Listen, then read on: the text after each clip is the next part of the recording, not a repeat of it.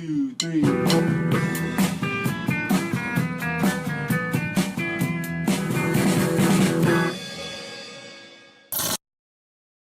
It's amazing though, because you might see that reflection in that mirror a million times, but then you see it from one angle and you're like, oh my God.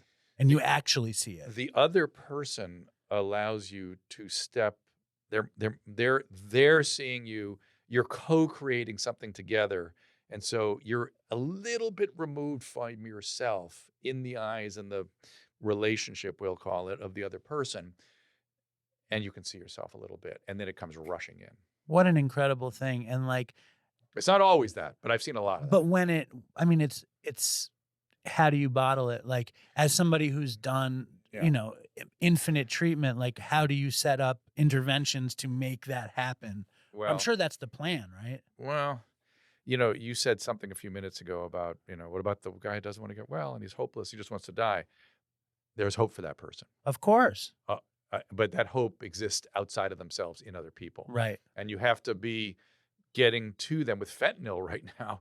That's only like fast. Yes, it's like 30 minutes. You've got when they're that's the coming scariest, up. That's the thing. really sad part about this one. At least and then meth has them deranged, so it's hard to get through that. So you have to be able to at least alcohol. They have a lot of time to get it together.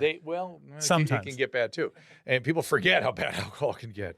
And so it is about the medical pharmacological situation being such that you can reach them. I mean, that's already something that has to be sort of established. And again, if you're doing injection sites, you could time it, do interventions and things. You could do stuff. They're doing nothing. Right. Nothing. Right. Makes me furious. That's the thing.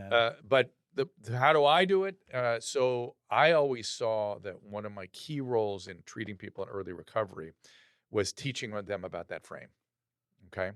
So I think I've told you the story before. It's one of those exemplary stories I like telling.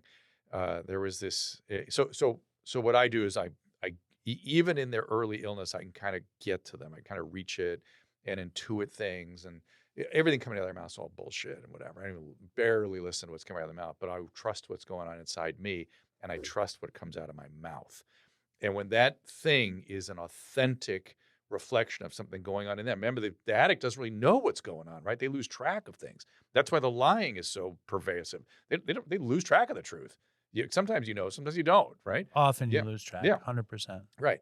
And so if I can cut through all the bullshit and touch them for a second, it creates a feeling of feeling felt and known in a way that allows for this closeness to continue and maybe to start to see themselves a little more realistically, and then hopefully go out with their peers and their sponsor and sort of let that be a model for what they do with them.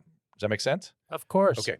So the one case that I was talking about that I just said was just a great story was this kid that kept coming in, heroin, resistant at first, this is like treatment 5 or something, and then started coming in after overdoses. And finally he comes in and he is sitting in front of me. I always liked this kid too, and I was hopeful for him. One time I thought we had him, and then back out. And he was sobbing. He was just sobbing. He goes, I'm going to die. I know it. This was it this time. I felt his pain, right? He was hurting. And something came out of my mouth.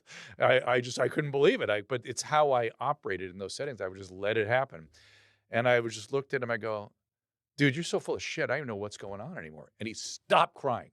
And he looked at me, looked up, and he goes, I know. I can't tell anymore either. I don't know what's bullshit and what's not anymore. And from that moment forward, we started working.